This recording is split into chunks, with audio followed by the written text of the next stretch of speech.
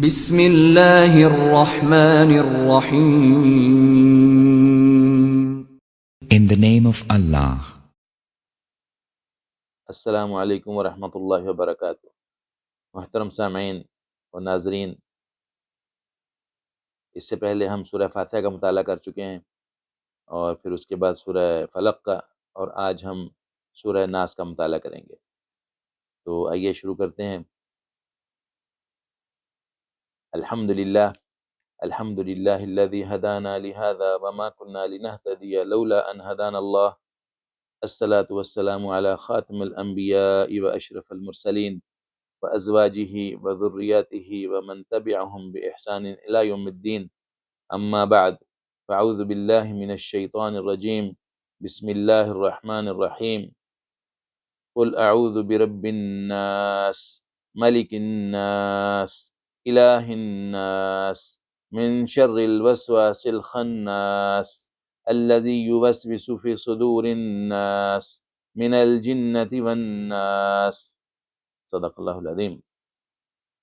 کہو میں پناہ مانگتا ہوں انسانوں کے رب، انسانوں کے بادشاہ، انسانوں کے حقیقی معبود کی، اس وسوسہ ڈالنے والے کے شر سے جو بار بار پلٹ کر آتا ہے، جو لوگوں کے دلوں میں وسوسے ڈالتا ہے، خواہ وہ جنوں میں سے ہوں یا انسانوں میں سے.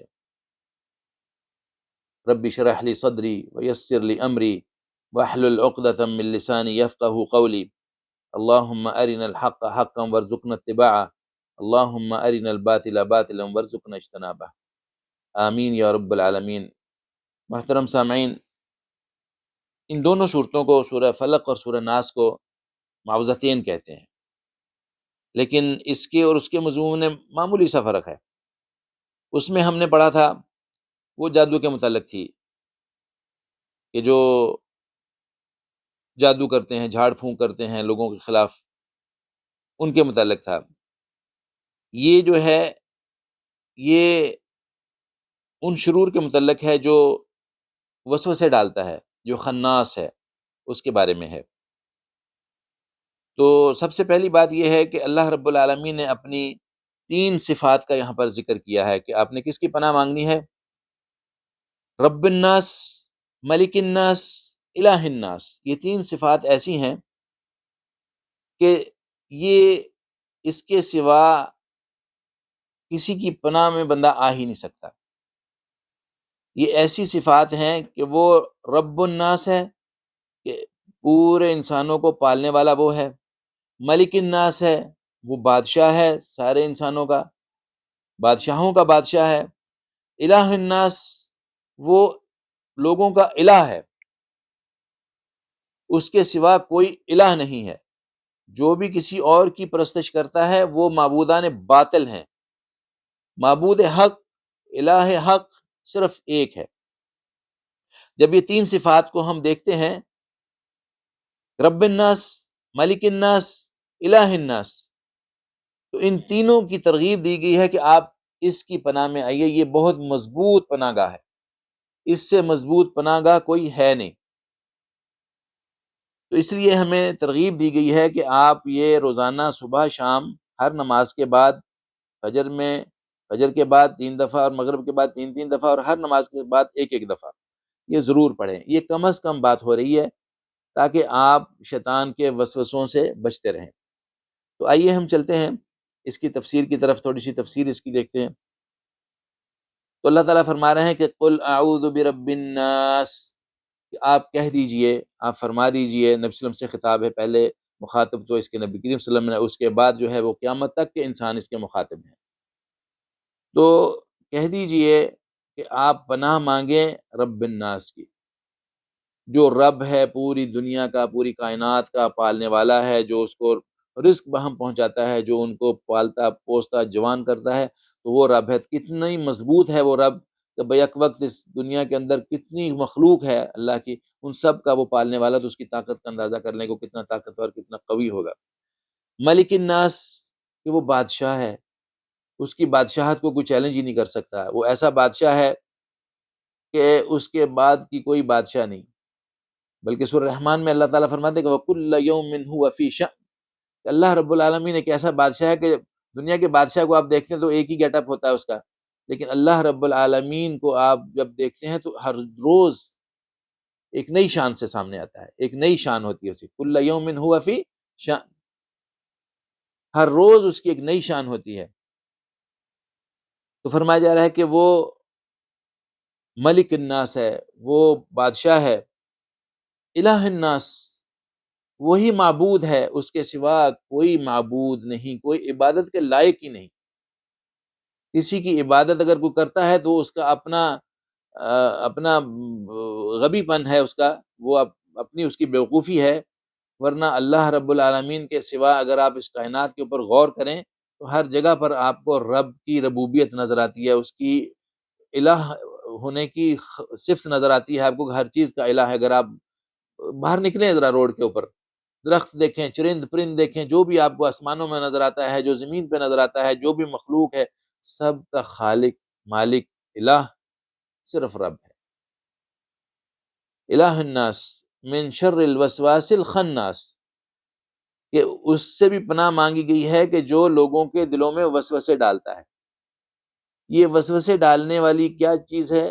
یہ انسانوں میں بھی سے ہو سکتے ہیں اور یہ جنوں میں بھی سے ہو سکتے ہیں، آگے چل کر بات آئے گی کہ وسوسہ جو ہے وہ شیطان جو ہے وہ انسان کے اوپر کوئی قوت نہیں رکھتا، اس کے اوپر اس کو کوئی فوقیت حاصل نہیں ہے، وہ صرف وسوسہ ڈالتا ہے۔ آپ نے محسوس کیا ہوگا کبھی نماز کے اندر آپ ہیں تو اس وقت بھی وسوسے ڈالتا ہے، آپ کو کوئی نہ کوئی کام ایسا یاد دلائے گا کہ آپ نماز پڑھ رہے ہیں، آپ کا خیال جو ہے وہ بٹ جاتا ہے، آپ کسی اور طرف چلے۔ اس لیے نبی نے فرمایا کہ جب آپ کو اس طرح کا کوئی خیال آئے، آپ کو اگر اکساہٹ محسوس ہو، آپ محسوس کریں کہ آپ کو شیطان جو ہے وہ وسوسہ ڈال رہا ہے، تو قرآن شریف میں اللہ تعالیٰ ایک جگہ فرماتے ہیں کہ وَإِمَّا يَنزَغَنَّكَ مِنَ الشَّيْطَانِ نَزْغٌ فَاسْتَعِذْ بِاللَّهِ، اگر آپ محسوس کریں کہ شیطان آپ کو کوئی وسوسہ ڈال رہا ہے کوئی دل میں، تو آپ اللہ کی پناہ میں آ جائیں، فَاسْتَعِذْ بِاللَّهِ، اعوذ باللہ پڑھیں۔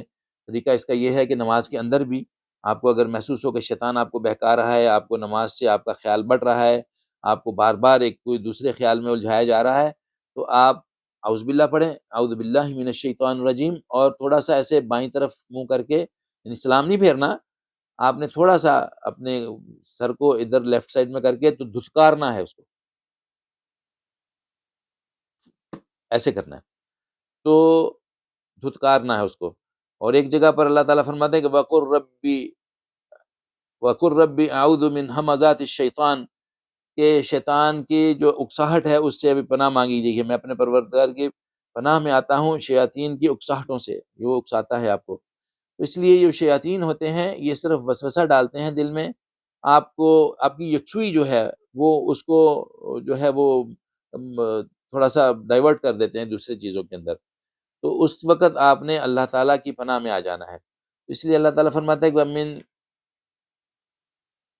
وَمِن شَرِّ الْوَسْوَاسِ الْخَنَّاسِ الَّذِي يُوَسْوِسُ فِي صُدُورِ النَّاسِ، کہ جو لوگوں کے سینوں میں وسوسے ڈالتا ہے۔ یہ شیطان جو ہے اس کا کام اس سے آگے کچھ نہیں ہے، یہ صرف سینوں میں وسوسے ڈالتا ہے، تو اس سے پناہ مانگی گئی ہے کہ اس وسوسے ڈالنے والوں سے پناہ مانگی گئی ہے۔ اور پھر فرمایا کہ من الجنت والناس، کہ یہ جنوں میں بھی سے ہو سکتے ہیں اور انسانوں میں سے بھی ہو سکتے ہیں، یہ دونوں طرح کی مخلوق ہے جو کہ وسوسے ڈالتے ہیں۔ انسانوں میں سے بھی آپ دیکھے ہوں گے آپ نے بہت سے لوگ کہ جو انسانوں کے متعلق جو ہے وہ الٹی سیدھی باتیں کرتے رہتے ہیں، ان کے بارے میں کسی کو کوئی وسوسہ ڈال دیا اس کے دل میں کہ یہ فلاں نے یہ کیا، فلاں نے یہ کیا، حالانکہ حقیقت سے اس کا کوئی تعلق نہیں ہوتا، لیکن وہ لوگوں کے دلوں میں، ایک انسان کے لیے بھی یہ علماء نے اس بات کے اوپر بھی کلام کیا ہے کہ انسانوں کے خلاف انسان جو ہے، جو سازشیں کرتے ہیں، جو بھی پروپیگنڈا کرتے ہیں، وہ اسی زمرے میں آتا ہے کہ من الجنت والناس، کہ وہ انسانوں میں سے بھی ہو سکتے ہیں اور جنوں میں سے بھی ہو سکتے ہیں۔ تو اس لیے ہر دو طرح کے لوگوں کو یہ کہا گیا ہے کہ آپ اللہ کی پناہ مانگیں، آپ ان لوگوں کا مقابلہ نہ کریں، آپ ان کے پیچھے نہ لگیں کہ آپ اپنی صفائیاں پیش کرتے پھریں، یا آپ اپنے بارے میں یہ کہتا پھریں کہ نہیں اس نے آپ کو میرے بارے میں غلط کہا ہے۔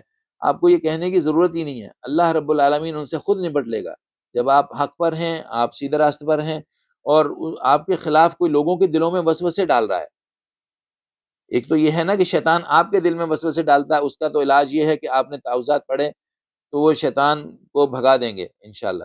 اور ایک حدیث میں رسول فرماتے ہیں کہ شیطان جو ہے وہ انسان کے رگوں میں، یعنی کہتے ہیں مجر الدم جو ہے نا، یعنی جو جس کے اندر خون چلتا ہے، ہماری جو خون کی سرکولیشن ہے، اس کے اندر شیطان دوڑتا ہے، تو وہ آپ کو ہر وقت کوئی نہ کوئی بہکاتا رہتا ہے۔ تو اس لیے آپ جب ہر وقت اللہ تعالیٰ کو یاد رکھتے ہیں، جب ہر وقت ذکر میں رہتے ہیں، حتیٰ کہ یعنی بندے اس چیز پہ تعجب کرتے ہیں کہ یہ ہر وقت کیسے یاد رکھا جا سکتا ہے، حتیٰ کہ جب آپ واش روم میں جاتے ہیں تو کیا دعا پڑھتے ہیں؟ اللہم انی اعوذ بک من الخبث والخبائث، اور جب باہر نکلتے ہیں تو کیا کہتے ہیں؟ کہ غفرانک، غفرانک اس سینس میں کہتے ہیں کہ اللہ تعالیٰ میں جتنا عرصہ بھی واش روم میں گزارا، میں اس میں اللہ کا ذکر نہیں کر سکا تھا کیونکہ وہاں پر کرنا ممنوع ہے، تو آپ باہر نکل کے کہتے ہیں کہ غفرانک الحمدللہ الذی اذھب عنی الاذی وعافانی، اللہ تعالیٰ کا شکر ہے کہ مجھ سے اللہ تعالیٰ نے وہ غلاظت دور کر دی، ورنہ وہ اندر رہ جاتی تو میرے لیے مشکل پیدا کر دیتی۔ تو یہ ذکر جو ہے وہ ہمہ وقت چیز ہے، تاکہ آپ کو یہ جو جنوں میں سے اور انسانوں میں سے جو وسوسہ ڈالنے والی چیزیں ہیں، یہ تو مسلسل آپ کے پیچھے ہیں، تو پھر آپ کیسے ہو سکتا ہے کہ آپ اللہ سے غافل ہو جائیں، یا اللہ کے ذکر سے غافل ہو جائیں، یا ان تعوذات سے جو ہے وہ اپنے آپ کو مبرہ کر لیں۔ اس لیے ایک دائمی فعل ہے کہ آپ کو ہمیشہ صبح شام اور ہر نماز کے بعد یہ تعوذات کرنی ہیں، تاکہ آپ اللہ رب العالمین کی پناہ میں رہیں۔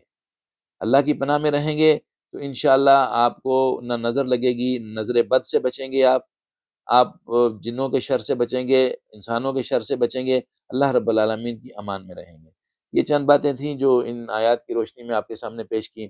اللہ تعالیٰ سے دعا ہے کہ اس میں جو بات میں نے حق کی ہے، اللہ تعالیٰ ہمیں اس پر عمل کرنے کی توفیق عطا فرمائے، اس میں جو بات میرے منہ سے غلط نکل گئی، اللہ تعالیٰ اس کے شر سے مجھے بھی اور آپ کو بھی محفوظ فرمائے۔ وآخر دعوانا ان الحمد للہ رب العالمین۔ السلام علیکم ورحمۃ اللہ وبرکاتہ۔